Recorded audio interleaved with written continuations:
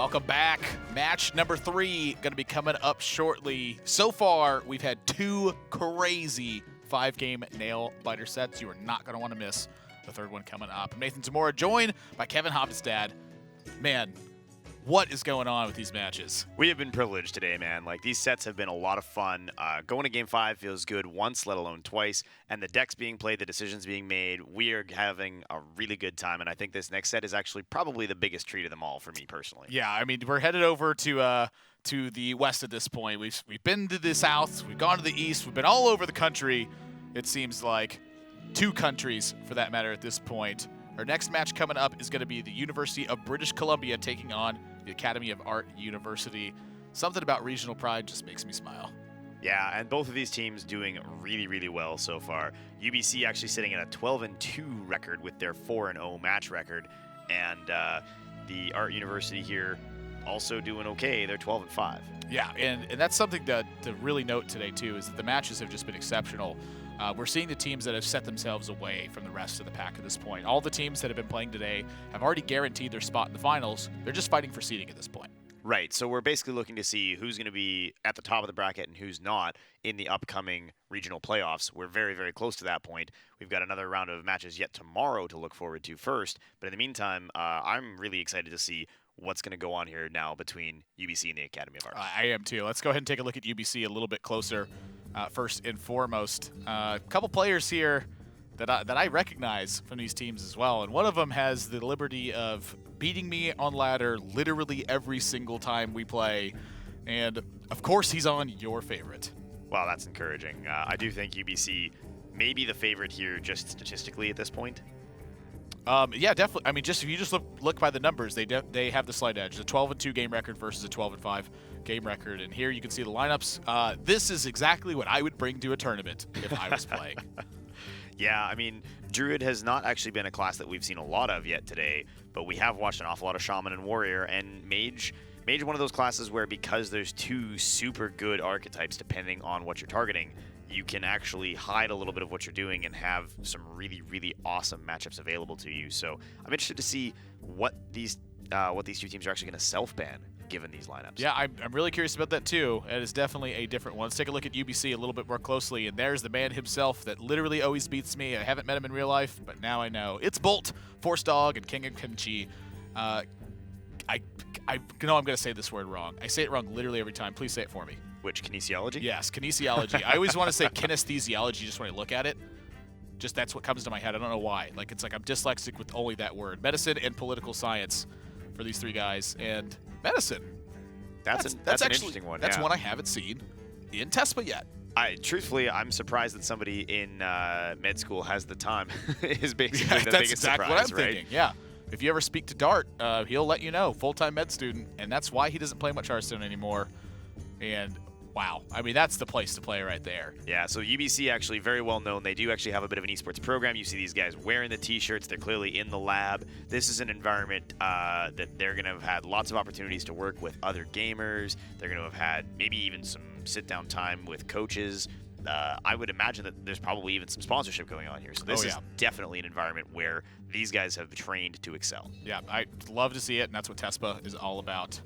Never Rub, Marathonist, and Intercoco, game development, animation, and visual effects.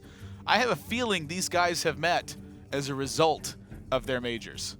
Yeah, and the Academy of Art University, obviously, looking at these 3 majors, I mean, these are guys who would have very deep understandings of gaming, and I think they're going to have a real unique take on how to approach this tonight. Yeah, I mean, Never Rub, he's designing the game. Take a look at Marathonist. He's making the golden cards I love. And Intercoco, he's doing all those sweet entries for when they come into play. Yeah, no, I mean, this is, again, like, look, they've got a team name, they've got a logo. They've done more work on backdrops for this stuff. Like, I gotta sit down and work on a backdrop. I feel like we got an okay backdrop. I didn't design it, that's for sure. That's all magic as far as I'm concerned. Maybe we should just pay those guys to make a backdrop for me. Can I get one of these for my stream at home? That would be. Yeah, that'll be. All the numbers, and here's a big one. There you can see the self-bans now. Wow. So Mage on UBC side and Druid on Academy of Art side. And I have said this before. There was once upon a time a tournament where I saw Orange ban his own Druid. And I went, well, that's not right. And he definitely could have won with Druid in the match that he played. I Yeah. do not like self-banning the own Druid. This is a deck that's powerful versus just about anything. The flip side, though, is that it's also not specifically going to overrun anything. So Druid, one of those ones where if you have the option to pick a matchup that you feel there's a stronger win rate in, Druid is going to can take a game off anything, but it's not going to get a 70% win rate against anything either. You know, I agree and I disagree with you here. Oh, good. I like where you're going with it. With that Druid is fairly even across a lot of matchups, but when that deck is piloted well, my gosh, it is so good. Like I watch guys like Sixo and Muzzy play that deck. It's like they win on command. Like those guys are so good with it. It's disgusting. Right, and they play it as a true combo deck, and it's always been the case, in my opinion, that the best players can take combo decks and do things with them that make the rest of us look like we're playing at about rank 19. Nothing wrong with that. No, rank 19 is a great place to be. I spend a lot of time there. Yeah, I mean, my girlfriend gets to rank 19 every month to get her card back. And that's important. Yeah, that's super. That's the most important thing to her is to get the card. That's one of the most important things to me is to get the card back. Haven't missed one yet. I don't think I have either. I think I missed some on my Asia Pacific account. I think that's it. I forget that exists. And it's because I only had Grim Patron on there. Yes, okay, and that's a whole other challenge now. It's not quite the same. Man, all right. Yeah, no death fights anymore. It's going to be Druid for UBC versus the Shaman from Academy of Art, and this is a matchup, I will say, this is one of the matchups I think that Druid can struggle with. The goal for them is to make sure they clear the first 3 threats from Academy of Art. If they can do that, they can very easily stabilize. But Academy of Art's threats are not quite the same as they normally be. They're in the vein of Manatide Totems. Right, so Academy of Art here obviously is going to play a slightly longer game with their Shaman than we just saw in the previous match. I do think that it's important to note that because they've got some very, very strong draw, that's actually something like you can't afford to leave Manatide Totem up for multiple turns as the Druid player. But if the Manatide Totem does actually bait out any significant amount of removal from the Druid, there's a serious risk to UBC that they then lack. I mean, there's very little multi-target removal in Druid to begin with. Oh, yeah. If they can't answer major threats because they expended resources on the Manatide Totems, that's going to be a real problem. And I think Academy of Art here absolutely going to be thinking about getting one of these Manatide Totems down right now. Yeah, the fact that they already didn't see the Tunnel Trog Wrath should be the go-ahead for the first Manatide Totem.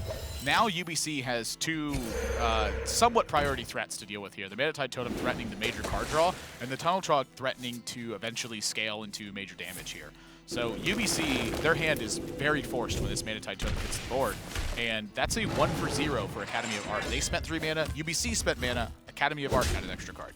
Right, and they're going to be able to turn around and do the exact same thing here again, which unfortunately for UBC, their only answer to that is actually going to be the swipe in hand. That's a very, very expensive card to spend getting rid of a Manatide Totem. Right, I mean, you look at this spot, say that Manatide Totem instead was a Totem Golem here.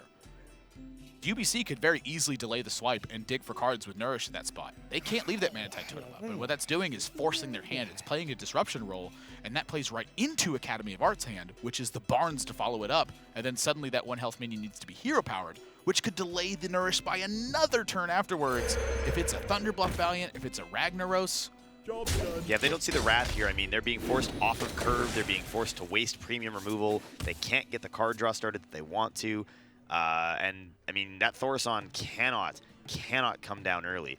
So UBC now has to make the decision. Are they willing to allow this Shaman to have access to more reach and to continue digging through their deck? It's really tough. Here's the deal. If they give up their swipe, they don't have any way to answer actual damage. So here, they're saying, you know what? Academy of Art's going to draw some cards. We don't have a way to stop that. We'll let them draw and make up the difference later by drawing our cards now because Academy of Art doesn't have a lot of board pressure. And I think that's really smart from UBC.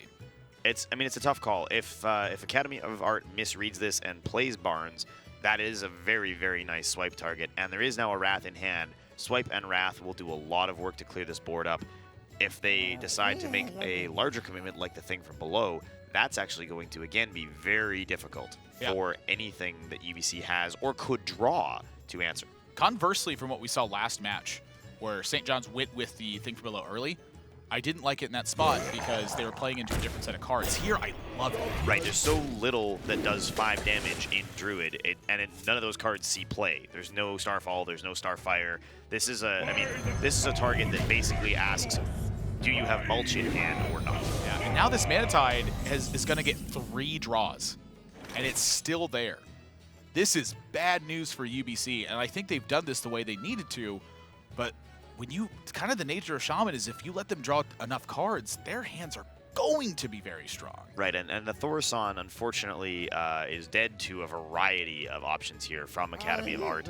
I'm honestly looking at the options right now and thinking, right now, UBC really, like, with no discount on the Malagos, doesn't have any options later in the game. Like, they're actually going to be forced to spend large portions of their combo on just staying in this game because they were forced to play Thaurissan so early. Yeah, something I would really like from Academy Art here is to recognize the hand range from UBC got opened up a lot with that Emperor Thaurissan. And the fact that they played it so quickly, to me, this is just, it almost quite literally is screaming Azure Drake swipe because of the nature of how very aggressive it is into a board like this. And so the Emperor Thaurissan, I think, needs to die here to hedge their bets against that. If they left the Emperor up and the thing from below got caught in a spell power swipe, they are donezo. It's ended. And I think with that, they had an opportunity to use Thunderbluff Valiant and try to force UBC's hand and keep the gas going with Mana Tide. This does a similar goal with that, but this way, the Thunderbluff Valiant gets swept up a little bit easier. That belongs in a museum. And it's not necessarily a priority threat. So here, UBC's free, in this case, to just Harrison Jones, take care of the Mana Tide Totem, suffer the damage, and look for a big swing turn. That Thunderbluff Valiant would have prompted action, though. Right, but I mean, at this point, I think they also have to look at the board state and say, we have to Wrath multiple targets here, because you're staring down 7 damage on the board, and technically, the possibility that next turn could be a Bloodlust for an additional 12. That is always something that would definitely happen if it was an option. Always something to think about here. And they're considering the swipe, but the swipe I guess the swipe Moonfire, actually, I kind of like this. If you swipe Moonfire, this isn't a matchup where using Malagos to burst. So much it is just stabilizing at board control. So they are giving up the Azure Drake swipe, but they're cutting into the damage really heavily. So it's tough. It really is. Yeah, I mean, I like the Wrath because it more cleanly removes multiple targets and gives them a way to still have an answer next turn if they see another big threat come down, like, for example, a Fire Elemental. Now, they can't play the Fire Elemental this turn, but there's a lot of resources here that will be very vulnerable to swipe. That turn was awkward if they wasted a swipe on it. Yeah. Bard's going to be the play here. And Lightning Bolt almost certainly slated for the Harrison Jones at this point to prevent the trade. Totem Golem, a totally okay pickup there. That feels totally fine. Discounts a future thing from below. Yeah, the awkward part about the Lightning Bolt in this spot is that you're delaying Thunderbluff Valiant, and this now opens UBC to try to rustle the board control here. And Academy of Arts follow-up doesn't take care of the Azure Drake. So UBC has navigated this incredibly well. I'm actually very impressed that they had the foresight to know that even though Mana Tide Totem was drawing lots of cards, that there's enough dead draws in Academy of Arts' deck in the form of Lightning Storms and Maelstrom Portals that it's okay to give that card advantage. And now look what the board state is. Right, and now so UBC does have some really scary follow-up turns, and for Academy of Art, they did. You're right, they locked themselves out of that Thunderbluff Valiant hero power turn this turn. Fire Elemental will not cleanly clear the Azure Drake, so they're left thinking about one of 2 very poor choices that they can make this turn, but no matter what they do, they're not setting up even a 2-turn kill. So UBC has a nice window of opportunity here to get some big threats down. And I mean, if you see the Ragnaros even come down next turn, that alone is now a threat that there is no answer to in Academy of Art. And I think UBC has correctly read that there was never a Hex available here. Man, this is just, holy crap, UBC has played this game so good. Yeah, they're definitely looking I mean, very safe right now. I'm stunned at how this board position happened from all of that. That's just smart play. Right, given the opening, this looked like Academy of Art was going to run away with it, and now in a shocking twist, I actually think UBC is in a position to set up an ability to close this game out very soon. I like the idea of playing the Azure Drake and fishing for some additional resources here. I think you've got plenty of ways. I mean, they've actually got enough resources here to use Living Roots to clear the Fire Elemental. Yeah, it's Fire Elemental clear, and they get the Arcane Giant alongside of it. This is a massive turn for UBC. Is that Innervate give them enough to Arcane Giant and to Ragnaros? No, they're 1 mana off of that. Jeez. They were 1 mana off of being able to Arcane Giant and play Ragnaros this turn. And I think they're going to play the Ragnaros. I mean, this board is way more than threatening enough for that. Right, and there's just no possible answer. I mean, if Academy of Art plays everything, they still can't come back. Yeah, look at the reaction from Academy of Art. They just lean back and go, yeah, all right, that's a problem. I mean, what can you do to that? That's just... Man, that UBC just... Honestly, they outplayed Academy of Art this game. They need perfect rolls on both Lightning Storms to clear this board, and even if they get it... And they got to get a Maelstrom Portal into a Stone Tusk Boar to kill that Ragnaros. Yeah, no, I mean, they're in a lot of trouble here. This is not a position where they either get the Wrath of Air Totem and hit 2 4-damage Lightning Storms, or they play both Lightning Storms in the Maelstrom Portal and hope like crazy that they have a way to deal 1 damage to that Ragnaros with the final minion. I don't think they have any other choice, but I think this is a lost game if they don't clear Ragnaros. Wow. I'm still... I mean, credit. I probably would have swiped that Manatide Totem. Yeah. Yeah, they were so patient with their resources. They just traded draws instead. Oh, this is an out too. Roll the Wrath of Air Totem into double Lightning Storm. But they have to hit 4 on both. That's what it's got to be. Man, that's a is. Is it worth playing the second one, having missed the damage on the first one? I think that in the panic of the time running down, they just ripped both went from for the hand everything, yeah. and hoped. Yeah, so I mean, they can just play Baron Geddon, use the hero power. Game. It's not quite game. They're barely off. 1 point of damage on the game. Baron Geddon will activate after the Ragnaros, so the Ragnaros could still hit the... But the hero power Moonfire can clear it. Oh, and that leaves them with, yeah, they need still 1 point of damage after that. I see it. I mean, I don't think there's anything Academy of Art can do with five mana crystals on turn 9 to respond to this. I will agree with you. All right. I will agree. UBC, decisive game number 1.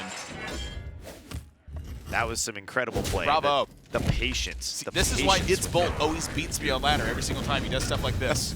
I'm always like, what is he doing? He's going to take 10? And then I'm like, oh, you killed my whole board. Cool. Remember that time that Academy of Art needed a Hex last turn and drew it this turn?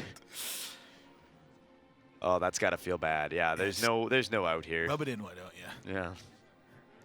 They played a very good game, but they definitely got held accountable for the commitment to the board by UBC, and UBC actually kind of a critical win to get the Shaman with that Druid. I mean, you're going to have to beat Shaman. Fundamentally, all your decks have to be able to beat Shaman. They didn't target Shaman in any special way other than with that Baron Geddon, and they still got a very, very clean win there. Yeah, and I think this game right here is a really strong illustration of how difficult Druid is to navigate. Right. You have so many different options, and they lead to so many different roads that you need both the experience and the foresight to be able to trade draws with an opponent that way. I mean, Manatide Totem in a lot of matchups is effectively a win condition because you overwhelm your opponent with pressure. What UBC recognized is that Lightning Storm, Maelstrom Portal, these little cards don't have huge effects versus Druid. And so because of that, they said, if you draw those cards, we're in great shape.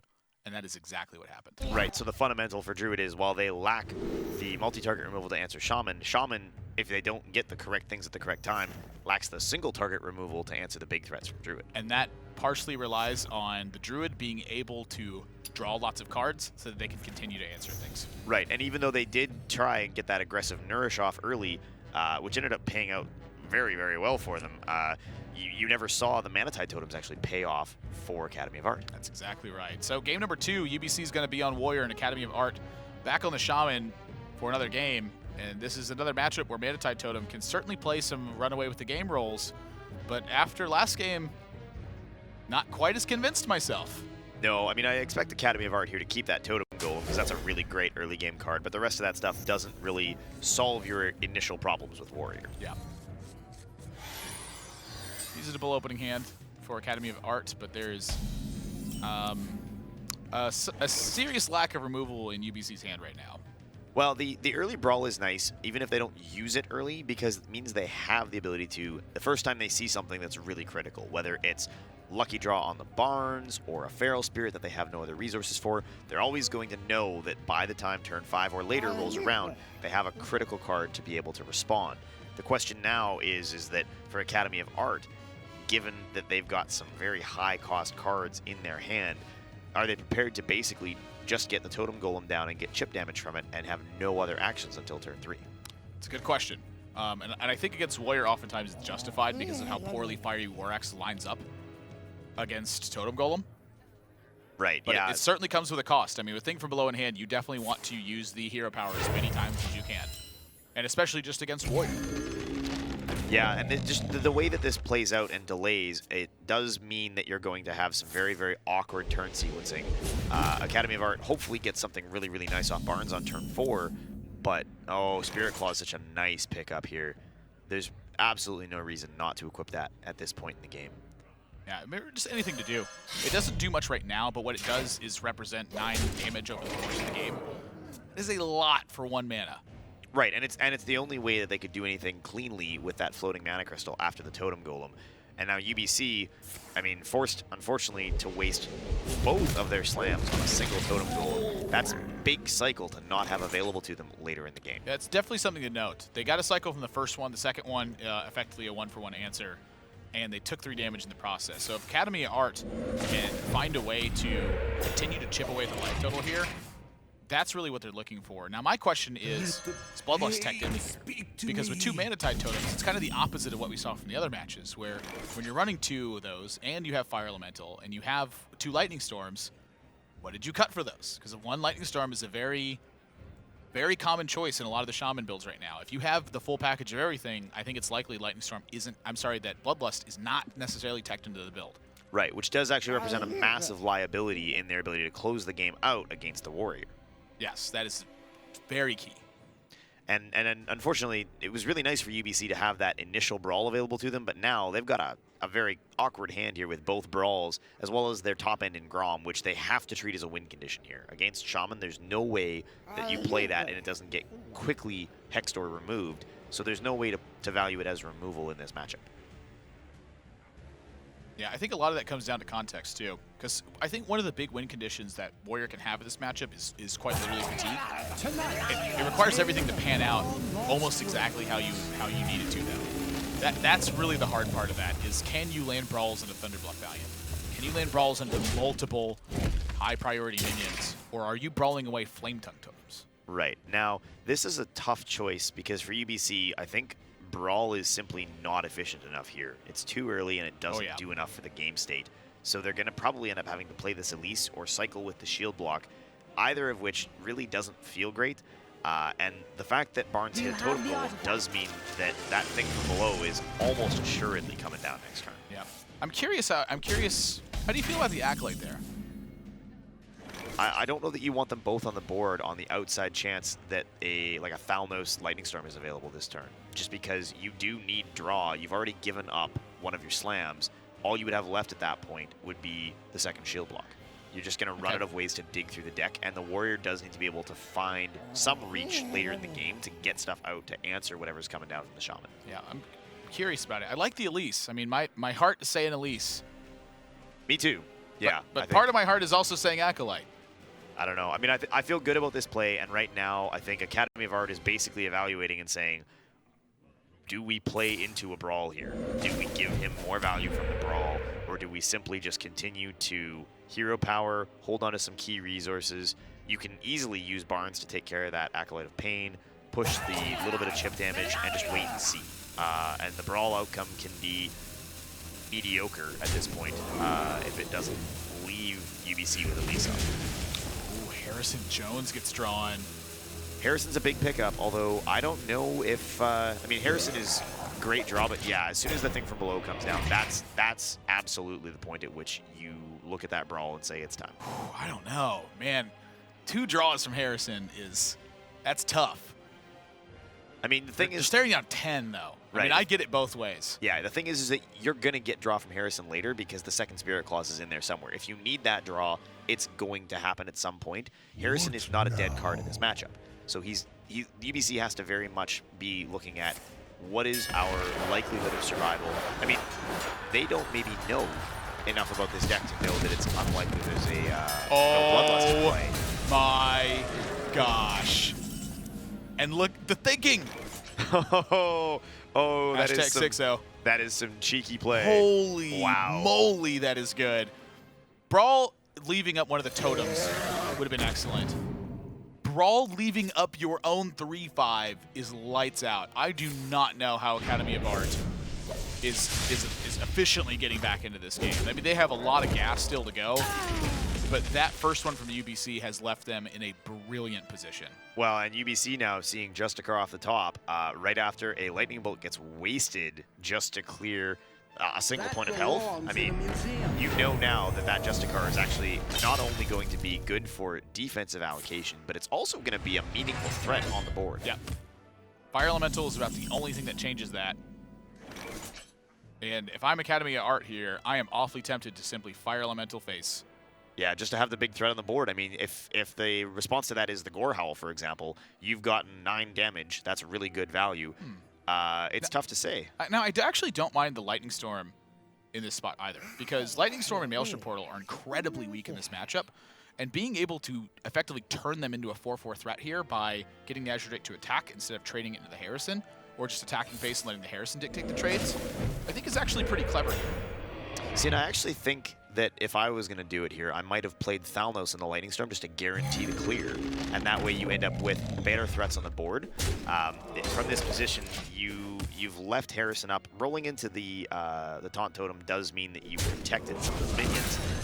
Yeah, and UBC, with how strong their hand is with the brawl that happened with Justicar available, they're free to use Grom as simply value here, where this would disrupts Academy of Art's turn, and they're free to follow up with everything they have to continue to choke out the resources. At this point, if Academy of Art can't find a way to actually get a big push through against UBC, this is a grind battle that they cannot win. Right, but they can, in this position, play Thalnos, the Lightning Storm, and the Maelstrom Portal, clear the board, and end up with 3 minions on that board, which is not enough and not enough value for the additional brawl. There's no Ravaging Ghoul in hand. They're not going to waste a Shield Slam on the outcome of the Maelstrom Portal or the Thalnos. Maybe they expend it on the Totem Golem, but there is actually room here for Academy of Art to continue to push damage. There's no armor built up.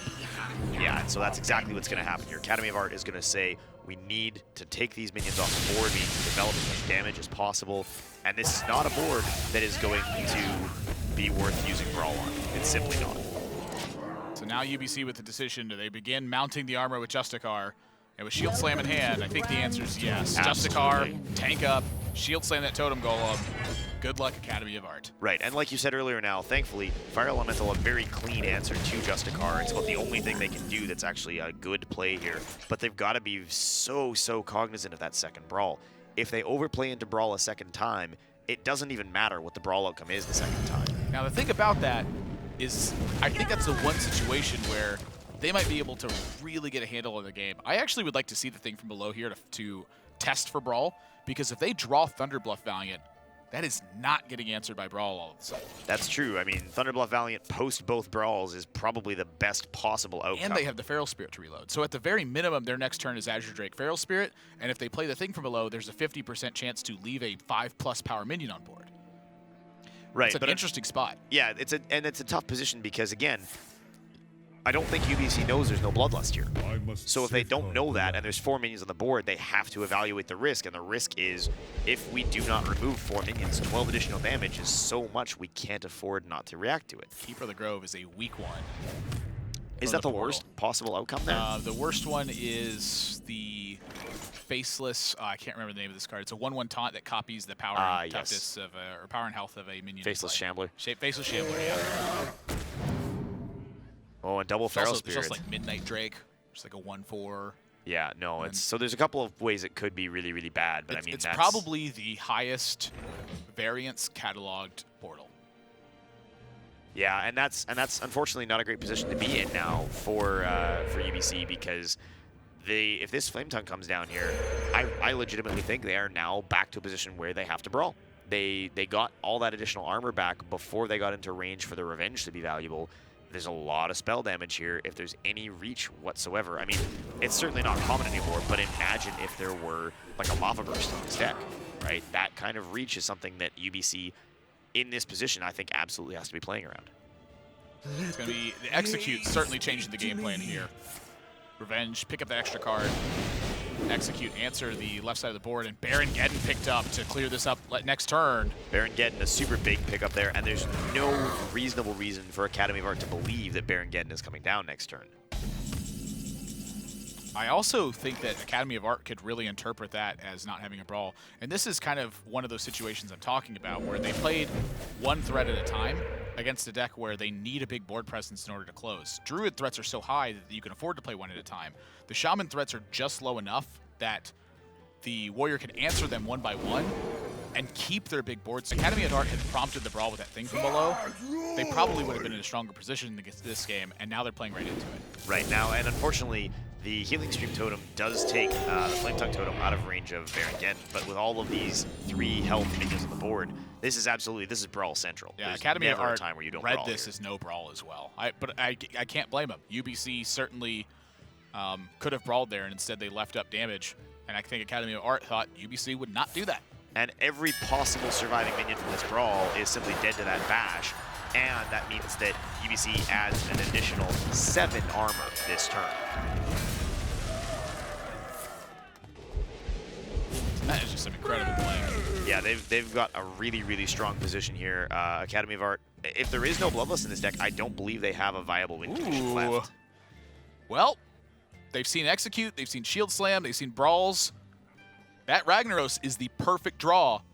That actually can really get them back into this game. They need to Ragnaros right now. If they Ragnaros and there's no ability for UBC to remove it other than that Yogg, which is a high-risk play, then they're now dealing 8 damage every turn, and it basically prevents UBC from playing any minions onto the board. Oh yeah, that is the best draw in the deck.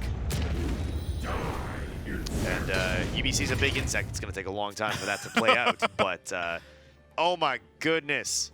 Well, it's not activatable this turn though. They have to Yogg. I like the... Wow. That's that actually bad for UBC. That is not the outcome they were looking for, because Ragnaros and Thing from Below are coming right back down. And now they've got a Hex available as the follow-up. This is an absurd outcome. That's just funny. I mean, it kind of is a nothing outcome. It means that Yogg saved them nothing, but also cost them nothing. Just Nothing. They did actually nothing, yeah. Just took 8 more damage. That is bad news. And Fiery Warx, these are late. Yeah, it's round 2. Yogg again. Oh, don't silence Yogg.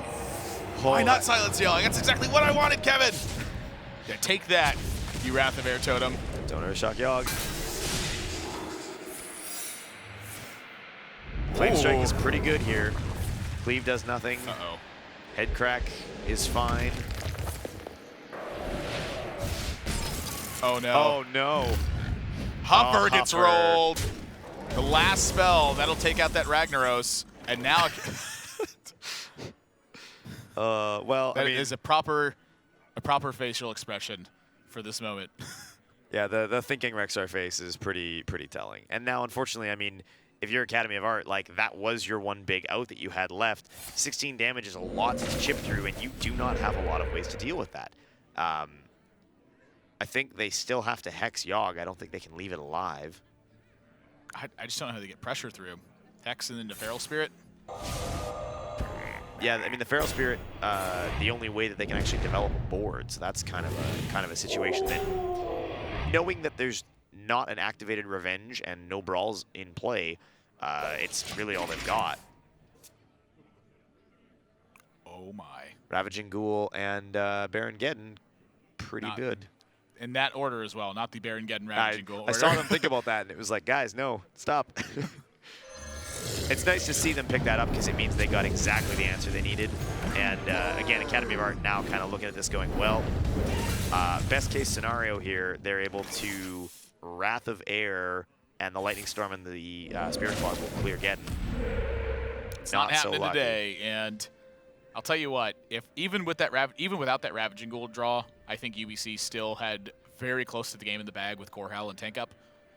Well, shield block tank up alone, I mean, I think they have just enough ways to stabilize that there's no aggressive threats coming out.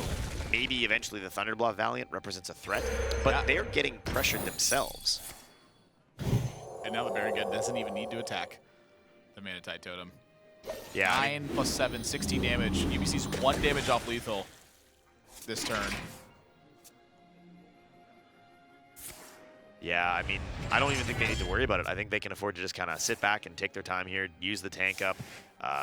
The Baron Geddon is lethal over 2 turns. Like, better to just sort of play safe here and, you know, force the Academy of Art to kind of await the inevitable.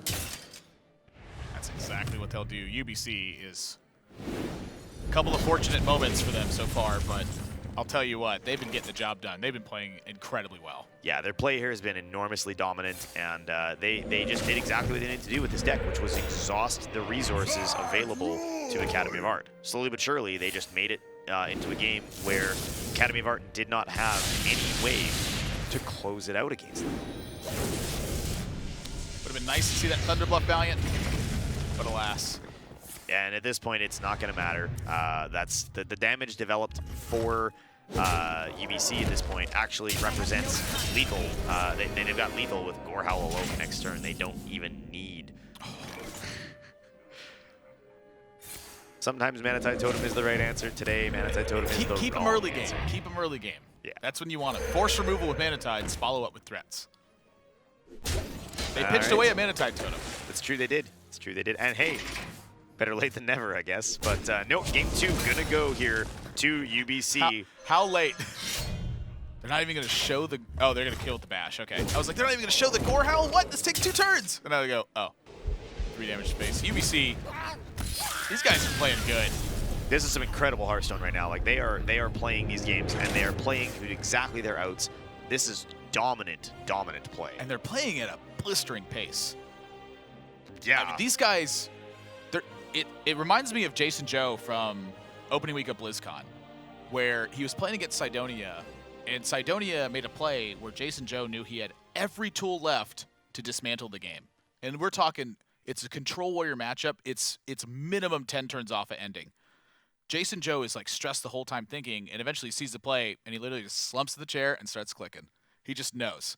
Yeah, and that's what we're seeing from them. They're thinking through the early stages to get those micro decisions, and as soon as they know they've won, the pace picks up. Yeah, well, and they can see their outs. They know exactly what the strategy is. As soon as they got to the mid game with that deck, there weren't a lot of choices left to be made because the path just kind of opened up in front of them. I mean, when you pick up Ravaging Ghoul with Baron Geddon in hand against a board full of 3 health minions, I think you know. Yes, you know exactly what you're doing at that point. Yeah. So, but UBC playing enormously well, and I'm curious to see what they're going to do here. They are now going to have to play their own Shaman deck, and Shaman, a class that everybody else seems to have struggled with, but I wonder if UBC, given how well they've done so far, won't be able to take it home here. Yeah, Academy of Art going to be unleashing the Tempo Mage here with one of my favorite cards, Babbling Book.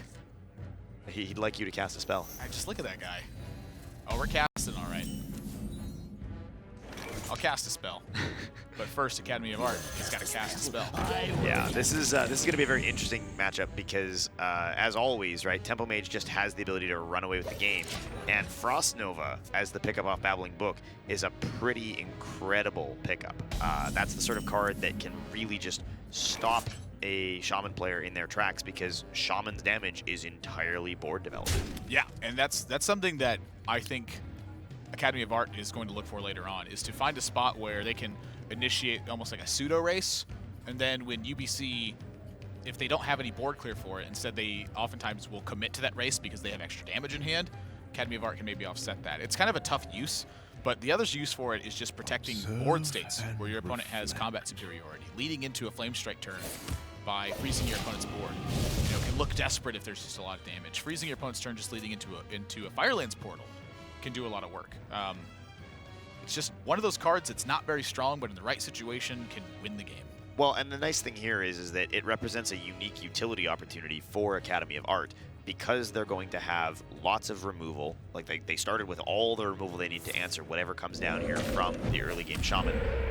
This has to feel really good for them because that Frost Nova at some point is just an enormous stall technique. And stalling traditionally not actually super valuable for Tempo Mage. Tempo Mage wants to just be aggressive and push quickly, but one massive stall turn where, you know, post Thunderbluff Valiant, you can just stop the Shaman dead in their tracks. They don't actually have a lot of ways to, like, I mean, if they don't have a Lightning Bolt with spell power, and you have a Flame Waker you can keep alive using a Frost Nova, that's incredible. Yogg Saron in Tempo Mage. When was the last time you saw Yogg Saron in Tempo Mage? When's the last time you saw Archmage Antonidas in Tempo Mage? Dr. Hippie last week. Okay, yeah. But no. But both of them together.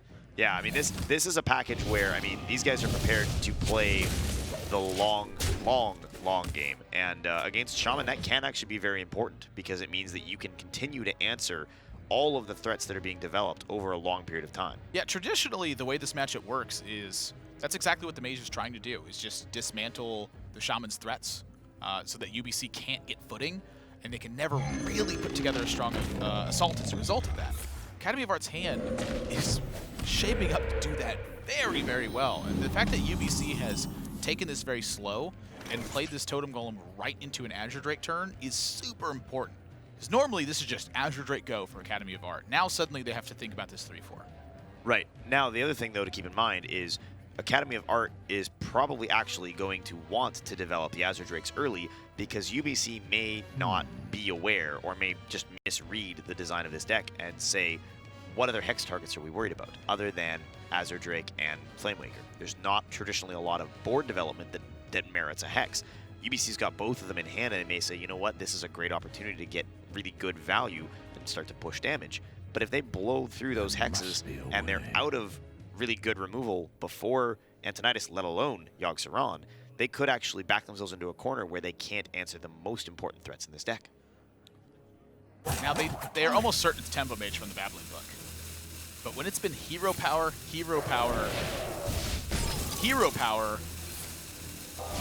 Arcane Missiles is the telling part of this. Yeah, Arcane Missiles absolutely Not is. the role they wanted either. I mean, I guess it works out, but... Oh, never mind. It was the role they wanted. I literally forgot Babbling Book could attack. Babbling Book traditionally does not attack. He just kind of hangs out and babbles. But this time he's going to take a swing. I can't believe I missed that. It's been 17 days of casting for me. It's tough, though, here now for Sounds like a UBC. movie. They're just not they don't get the turns they want. They've never had one good board development turn. Even now, I mean, I think maybe coining out that Azure Drake is the best play they have. And they have to know that there's a risk here that they get Azure Drake Arcane Blasted.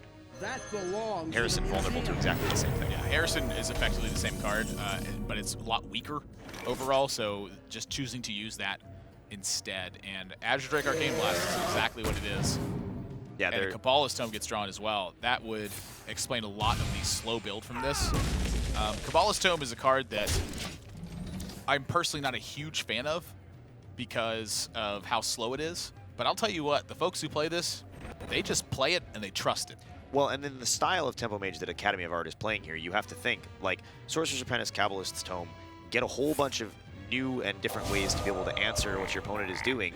That could be really powerful, and, I mean, this is exactly what I was afraid of for UBC, is that they're going to say, we have no meaningful threats to use Hex on, this is the time and the place. I actually would love to see Sorcerer's Apprentice and Kabbalist's Tome come out right here.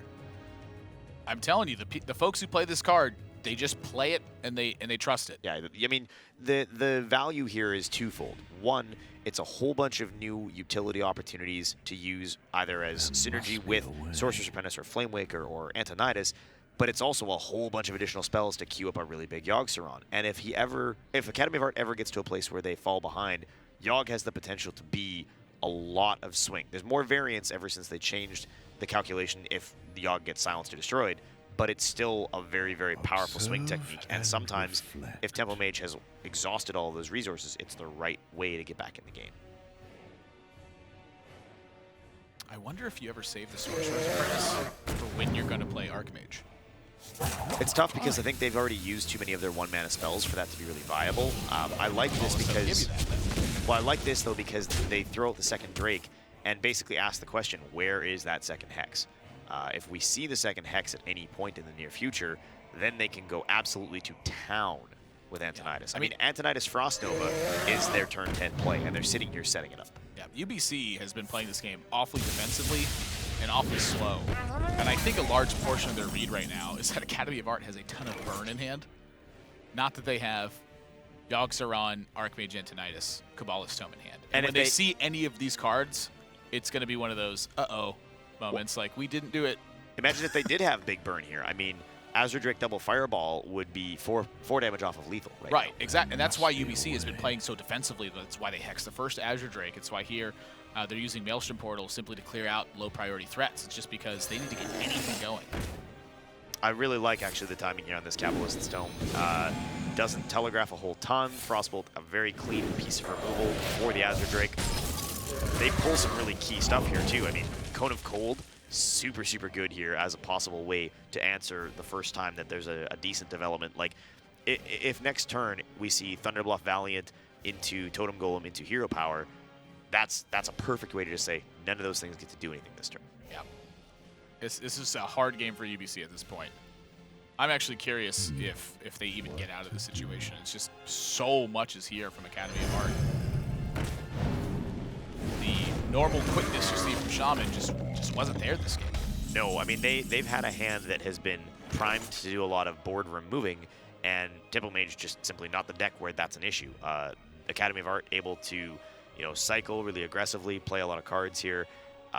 They can actually use like the Dragon's Breath, the Mana Worm, and their Hero Power to clear this whole board, and then continue to draw additional cards. They could actually develop the Sorcerer's Apprentice, do all of the above, and actually still be in a position where they've got the resources to put together a big combo turn next turn. They've got a lot of options. That's an understatement. Understatement of the year, yeah. They're in super good shape here. They may even elect to just use the spells as a way to stall. That Cone of Cold did a lot for them. Oh my. 2. Wow. I mean, it just makes sense at this point. You have Kabbalist Tome, you have Yogg-Saron, you have Archmage. I mean, I don't even know if you can truly call this Tempo Mage anymore. Is there a Flame Waker in this deck, do you think? I feel like Tempo Mage really describes sort of the aspect of it, which is you play stuff and you kill something at the same time. Right. They're just getting so much value, and there's no fear of holding back your removal and waiting for Flame Waker synergy. They're just going all in with the resources, waiting to get these big development turns where they can get, I mean, if next turn they throw out, Emperor Thaurissan and Barnes, you absolutely are going to be getting that second Hex out of UBC. They're not going to have a choice. And then to be able to turn around and follow that up with your choice of Archmage or Yogg or any number of other things. I mean, this is exactly the position Academy of Art wanted to be in with this deck. It starts with Blood Mage, but, I mean, you said it all right there. The Emperor Thaurissan and Barnes is massive right now. Now, they got to worry about Thunderbluff Valiant, but I don't think this should deter them too much. I think right here is about the strongest Emperor turn they're going to get. And if they're afraid of it, I think this is exactly where you throw out the Emperor and the Cone of Cold and say, okay, your move, because they have to remove Emperor. And if they gamble on, Ragnaros, that's fine, because that's actually not going to be a huge issue with all of the resources. Yeah, Academy of Art has the answers to those problems. I think I like the Barnes. I think I do too. I just think there's a strong possibility here that they value the Cone of Cold. Yeah. The reasoning behind the Cone of Cold is much consideration to Lightning Storm. And they're definitely trying to bait that second Hex. They're absolutely looking for the second Hex. I don't think there's any question about it.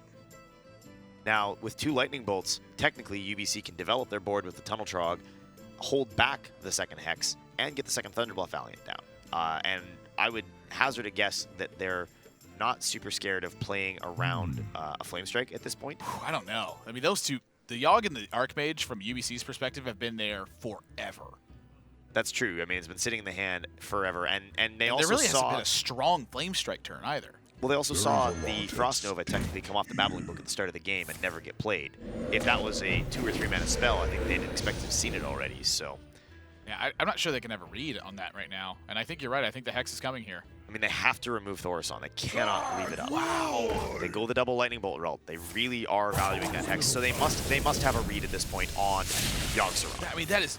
Or on Archmage or on Ragnaros or something. I mean, that is incredible discipline to use the burn damage from hand and save the Hex. They know something is up. Now, do you Archmage and just start dumping spells here? I mean, Archmage counterspell Frost Nova. It's looking good. This is insane. I mean, this is that is the game.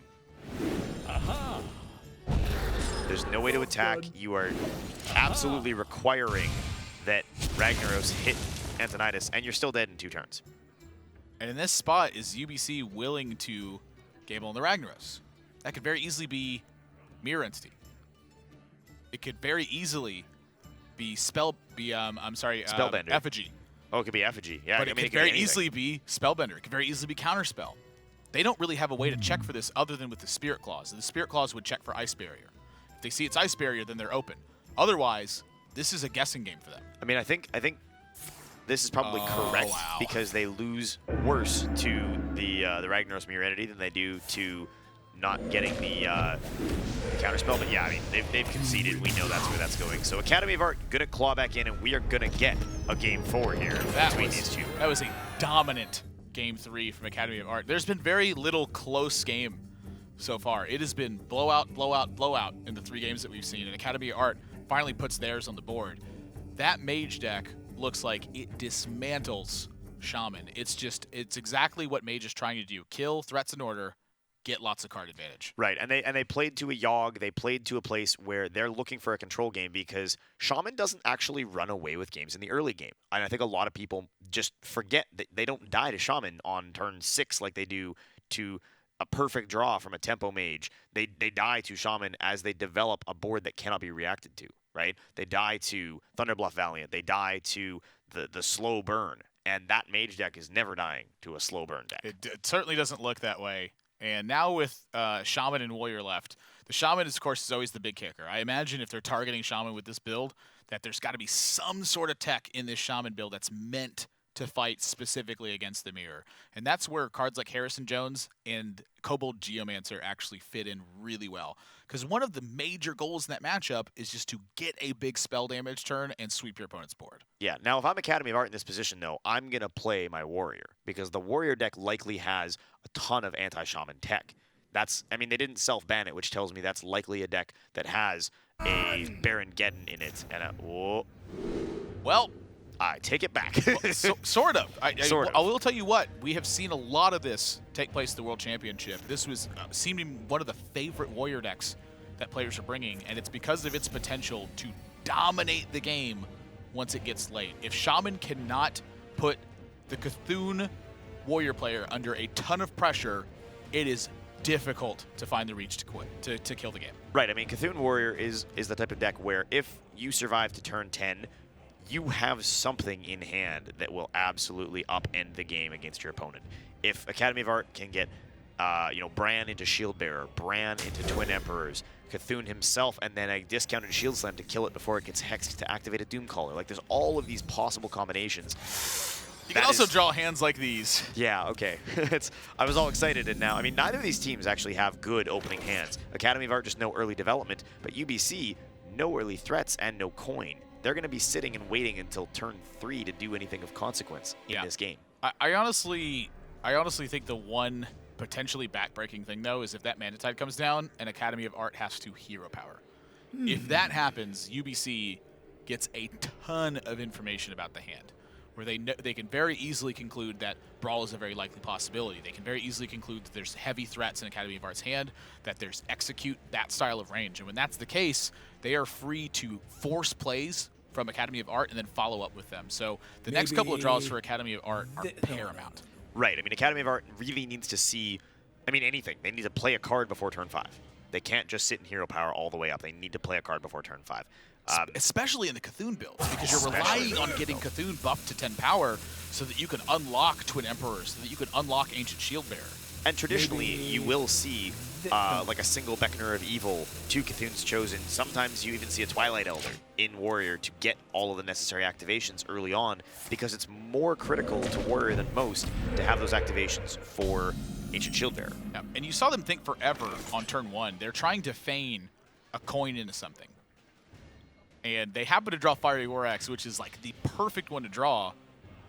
But I don't even know if they want to use it here, though. I mean, I feel like they actually want to hide it and bait out something like a turn 3 Mana Tide Totem. They'd probably be better served here just to hero power. Also, can we just take a moment to be highly concerned that Academy of Art hasn't played enough Warrior to get the Golden Warrior hero power? I mean, that's a lot of time. Have you ever played a Control Warrior game? They're like this. I'm actually still playing it right now. I do think, though, that if I'm Academy of Art in this position, I don't want to show Fiery War Axe. You're not scared of 1 point of damage. I definitely can get behind foregoing it here, but at the same time, you really have to consider what it's going to look like if you draw Disciple of Cthulhu, or if you draw Cthulhu's Chosen, or Beckoner of Evil in this spot. Those are draws that are very important to their game plan right now, and I think that's what they've taken into consideration while developing this Fiery War Axe, is how much does this slow down UBC, and how much do we get punished by drawing what is actually one of their key cards right now. Right, and I guess what I should have said is that I don't want to see them swing. Playing the card is fine, but swinging into a 1/1 totem is an absolute waste of that weapon charge in this matchup. Yeah. And Feral Spirit here, this is meant to not only set the pressure for the Totem Golem they just drew, but this is meant to absorb the Fiery War Axe so that they can get value from the Mana Tide Totem. Right, and Academy of Art here just really stuck. I mean, they need to just kill one of these wolves, use the hero power. They do not have any clean follow-up, and you cannot afford to throw away that Shield Slam early in this matchup. This is going to be a tough game for Academy of Art. No. I mean, unfortunately, like the best out they have right now is, as horrifying as it is to say out loud, is they actually are hoping in a way to get dropped low enough to value the Revenge as removal. Oh, that is very often a game plan, is to have that board swing take place. That is the one benefit of Revenge in a deck like this, is when you draw these heavy hands that have very high potential to get drawn, you do have comeback mechanics. Now, in fairness, we don't see a lot of early threat development here from UBC because they had that super awkward first couple of turns. So you may actually be in a position as Academy of Art to say, I'm going to get that Thaurissan down early, because having a Thaurissan tick on Sylvanas in particular is really, really powerful here. They need to start drawing Cthulhu buffs. They need to draw, I mean... This hand is getting scary. I meant what I said when I said... There's 3 cards in hand that rely on Cthulhu getting buffed, and one of them is Cthulhu. Right, and I meant what I said. They needed to get on the board before turn 5, and that didn't happen. Now, maybe when they don't actually do anything this turn other than potentially clear the wolf and hero power, UBC is absolutely going to look at that and say, okay, risk of brawl, but you slam Flame Tongue Totem the following turn. That's a bold call. What about the Mana Tide Totem? Let's talk about the difference between Flame Tongue and Mana Tide. Because Mana Tide, once the Fiery War Axe is down, you haven't seen Bash, there wasn't Shield Block, Shield Slam. You can have the Totem Golem or the Mana Tide survive the brawl and generate advantage that way. That's true. It depends on what they're reading this warrior to be. And when you haven't seen anything happen in these first few turns, right? If this was a traditional control warrior, you would almost certainly have seen like an Acolyte of Pain or something occur in an earlier turn. Shield block even, right? There would have been likely a play at this point in the game. Now, it does absolutely say maybe there's a brawl. Maybe we're playing into a brawl. But if I'm UBC, I'm like thinking about the potential for Cthulhu Warrior, and I'm saying, if I throw down Flame Tongue and push what ends up being a combined total of, what is that? That's 8 damage early on in the game, and they brawl onto a board of 4 minions, 2 of which are simply hero power minions, that's a huge win for them. And there are likely 2 brawls still in the Cthulhu Warrior, right? So, I mean, UBC, I don't think the card draw is as valuable to them right now as actually pushing the game state forward. Now, the thing that I'm concerned with as well is the fact that they've drawn both Lightning Storms and Maelstrom Portal. These are dead cards in this matchup for a very long time. Eventually, Lightning Storm unlocks potential when your opponent's playing Twin Emperor, when your opponent's developing multiple minions in one turn. But the Mana Tide Totem, they need something to gas this hand, I feel like. It's really close. Yeah, I mean, and either way, right? Like, if they are able to... Yeah, see, the pickup here is good. Academy of Art, I'm coining the Emperor. Yeah, I think I'm coining the Emperor here. They've got to giddy up. Well, and that gives you some really nice potential in terms of follow-up turns. You haven't developed anything in terms of Cthulhu, so how else do you actually get into this game? Yeah, by the power of Ragnaros. By the power of Ragnaros, absolutely. And there's no Hex, so this is actually going to be where you're going to see either one of those removal spells or potentially actually the Flame Tongue and one of those removal spells come out. I personally really am liking Flame Tongue, Blood Mage, and Maelstrom Portal. Yeah. And the thing about it is the Flame Tongue's getting some immediate value now. You're pushing face damage, you're chipping into the Emperor Thaurissan, the Blood Mage replaces itself, the Mana Tide's already replaced itself. The Maelstrom Portal is putting a threat on board. So they're going to take an alternative line here with Lightning Storm and the Flame Tongue Totem because of Brawl.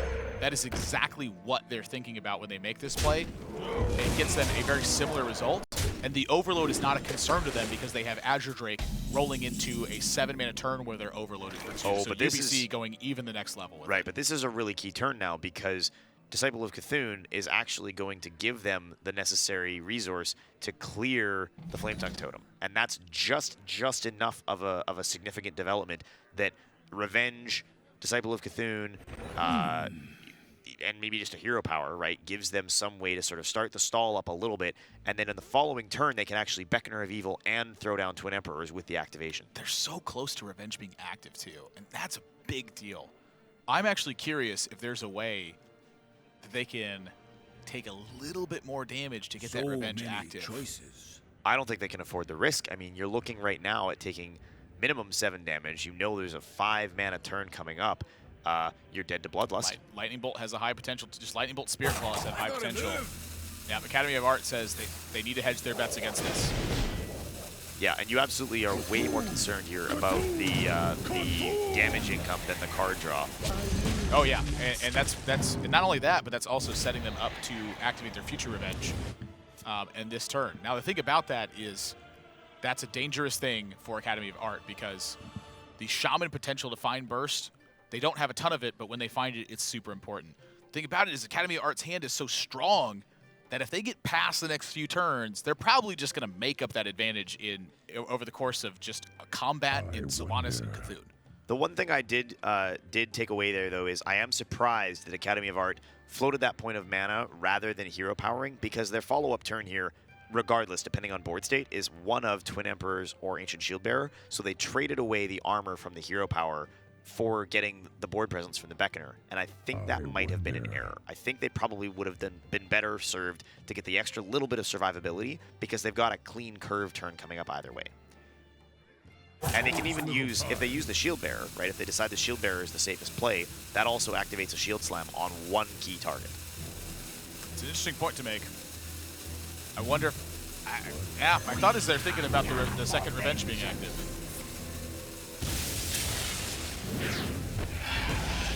Yeah, this is such a scary, scary board. I mean, they have to play scared of so many things. You have to play scared of AoE removal with spell power. You have to play scared of Bloodlust. You have to play scared of, I mean, everything at this point. I think it's got to be the Twins. Does Twins keep you alive better than Shield Bearer at this point?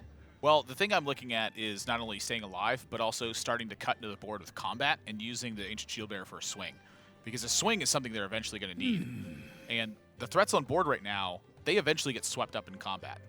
Where something like Thunderbluff Valiant gets its value immediately and threatens to get a lot more. And so the swing there with a Shield Slam, I think is really important. So Academy of Art has to figure out which board state leaves them in a better position based on UBC's likely turns. Right now, I don't think there's any read for them to believe that there's not a Thunderbluff Valiant. I don't think they have any read to really play around anything that could possibly be in UBC's hand, because every single turn, UBC has basically had the strongest turn that they could have. Right, but I mean, there's so many possible ways for this to go terribly for them if they use the Emperors. Azure Drake into Lightning Storm, or... I've seen one Lightning Storm. It's possible there's only one. Yeah. The Hex. Yeah, it's tough.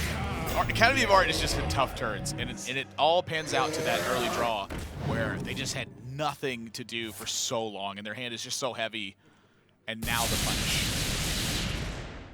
Yeah, I don't know how they walk away from this. I mean, without a Brawl or something in hand, I don't think they actually have the resources to survive the upcoming turn if there's anything left on the board. They're going to have to use the Ancient Shieldbearer this turn, and the Mana Tide is still turning.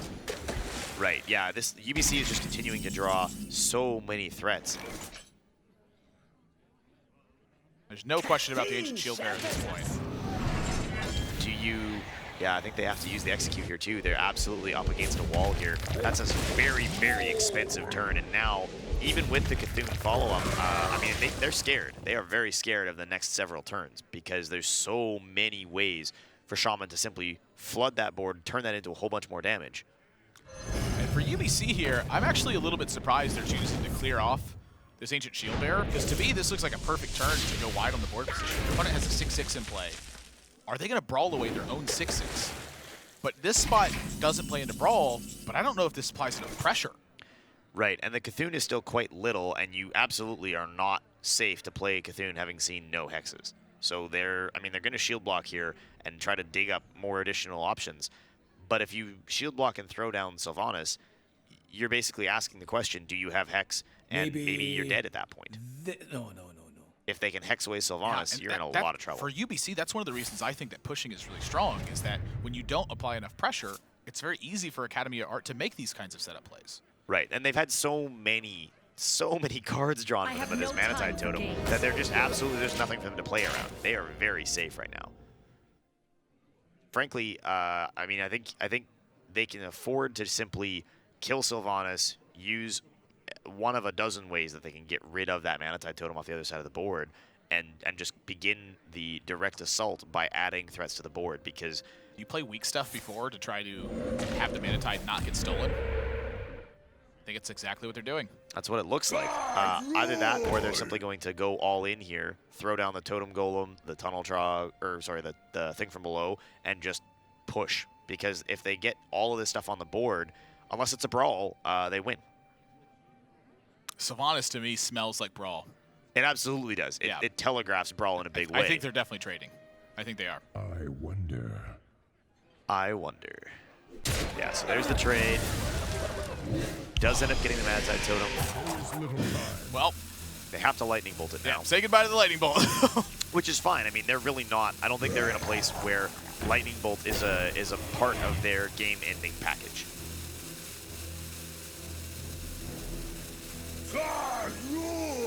Now that's curious to me. If they're gonna Lightning Bolt anyway, or if they're gonna Tunnel Trog Lightning Bolt anyway, they should have just played the Tunnel Trog first. Yeah, I mean, I think they made the decision too late that they want to develop the board on the off chance that there is no brawl. Either way, there is no brawl, and now Academy of Art's in trouble. I mean, it's 10 damage to 21 health. They're going to be able to do something here. Unfortunately, they can't do both Cthulhu and Execute, so the question becomes, do you play Doomcaller for the board presence and give up the second Cthulhu? Which, I mean, I think is actually probably correct here. Doomcaller and Hero Power. You give up the ability to refresh Cthulhu, but a second Cthulhu is not your win condition against Shaman. You simply need to have threats on the board, and if you don't have a Shield Slam in hand to kill your own Cthulhu, to activate Doomcaller, it gets hexed anyway. It's a tough call. It's a really tough call. From this position, I mean, what did we say? We said 10 power on the board. Bloodlust is lethal. The Overload here, a very significant factor, unfortunately. So many choices. I think they have to. I mean, I think they're probably dead either way. But if you don't contest the board, have you simply conceded? See what it is.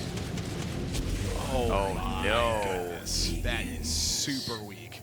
Ragnaros gets drawn 5, 6, 7, 8, 9, plus 8, 17, 18 total damage available if everything went perfectly for them.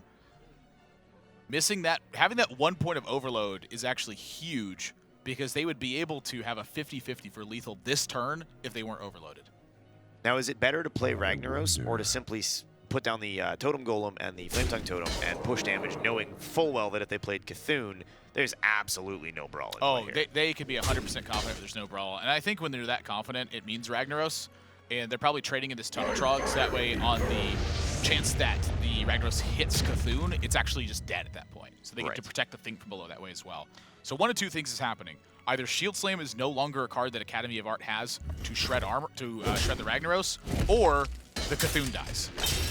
And either way, if they can't activate Execute on this Ragnaros, they're basically dead. No, that's not even close to enough.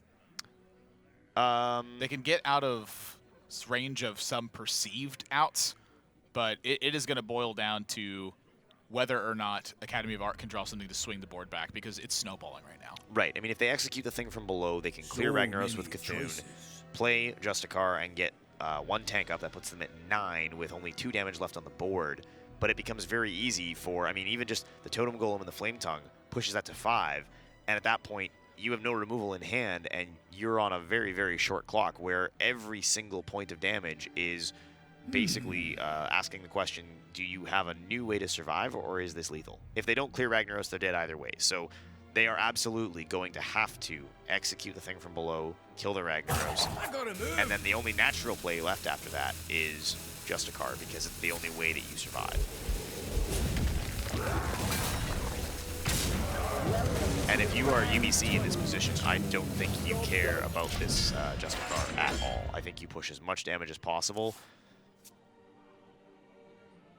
Oh, and a Thunderbluff Valiant off the top. I mean, that's not going to be lethal, but that's such a huge pickup. Yeah, it's this is Now, I mean, Thunderbluff it's Valiant. a bit of a nail biter still. I don't know. I mean, they don't have any lightning bolts left. But I mean, if you Thunderbluff Valiant, play the Totem Golem, hit your hero power, you can actually kill Justicar and still have a guaranteed lethal in an upcoming turn. Oh, they're going to do it with Flame Tongue, which I mean is probably actually better. I think this is a push. No, it can't be a push. Oh, they're looking for the spell power. Oh, spell power. So they can use their life total to clear out this Justicar. That is really smart. Right, and now if there isn't a brawl off the top, then Academy of Art is absolutely done here. Wow, that's really smart. That puts a lot of extra pressure on board. Academy of Art, Acolyte Totally of Pain stuck. into Disciple of Cthulhu if they draw Revenge. It won't matter because the They tank up to 9, and then they'd be facing down 6 damage. The Thunderbluff Valiant and the weapon is 4. Maybe. Yeah, Acolyte of Pain No. and Disciple of Cthulhu into Revenge. That's the only out. That's the only out. And even then, rolling a spell power totem, they're still dead. Yeah. Wait, no, that's 6 damage. Because they're going to 9 from. Oh, you're the right. They're tank going up. to 9. Well, I mean, I guess they try it, but they've used 1 revenge, right? Oh, yeah. So they got 1 left, assuming they're running Maybe- 2. No. But that's a good point, too. A lot of the Cthulhu builds don't necessarily. Speak to If they're me, digging, Cthulhu. They're they got to they're Revenge. looking for that. 13 cards left in the deck for Academy of Art. It's not Revenge. Not going to happen. Hard fought game, valiant effort, but at the end of the day, UBC, they played very interesting in game 4 here. A lot of things are happening in this matchup where they're making reads about things and they're discussing plays. They have something mapped out, and that's very clear from games number 1 and 2. But either way, it's been fantastic play from them. I think I would like to see them be a little bit more aggressive in game number 4, but they played fantastically, and they got so much value from the Manatide Totem. It was just almost impossible for Academy of Art to come back without a brawl. Right, and let's remember too, all of these teams are already secure in their playoff positions. So we watched them compete today for, they're jockeying for position going into the finals. But I think all of these teams have demonstrated today that they absolutely deserve to be in those playoff berths. And it would not surprise me at all to see, for example, Academy of Art come back up from the lower side of that bracket, given their play today. Yeah, I have to be in total agreement with you, too. That's something else to note, too, is a lot of these guys may be practicing new stuff for future weeks or for that playoff spot because they've already locked up that playoff spot. They may be trying to navigate matchups they don't necessarily play all the time. A lot of cool things come into it. But those 3 matches for the day that has happened. We have more for you tomorrow, but there's a look at what happened today. Duke was able to take it 3-2 over Central Florida after it was brought from a 2-0 deficit all the way back, where Duke ended up taking it at the very end. St. John's versus UConn, very similar story. But wow, I mean, just what a set it was to have 2 back-to-back nail-biter game number 5s. And of course, this one, UBC over Academy of Art 3-1, with just phenomenal play. Yeah, no, it was an excellent day. All 3 of these teams that won today, excellent decks, excellent piloting. I think we saw some really very high-level play, including some pros that we know have been training very hard. And yeah, I think what you said earlier is very true. Given that these teams know that they're going to be hopefully competing for a spot at a final that will actually take place in January after the release of the next major expansion, the Mean Streets of Gadgetzan, that actually means maybe now is a good time to be experimenting and trying to learn some new things rather than give away what you might want to do down the road. Yeah, definitely could be true. But we also want to encourage you to get out there on social media and let these guys know that you love their games and show your school spirit and support these guys. You can check us out on Facebook, or you can tweet at Team Tespa. And if you're looking to maybe compete in some of the upcoming stuff, there's been about $1 million in scholarships given out in Tespa competitions, from Heroes of the Dorm to the Hearthstone event at PAX South earlier this year. A ton of stuff is going on. And if you're looking to compete, check out tespa.org for more information. We also want to thank those who have made the broadcast possible. We're powered by Twitch here at the studios in Burbank, and a thanks to Gunner and to Steel Series for hopping on board as well. So our matches are done tonight, but there's 3 more coming up for you tomorrow. You're not going to want to miss it. It's the same time and the same place. Myself, my Kevin, and the crew here who's producing this wonderful Hearthstone for us. So for all of them, I want to thank y'all for joining us, tell y'all to have a good night, and come back tomorrow, or else.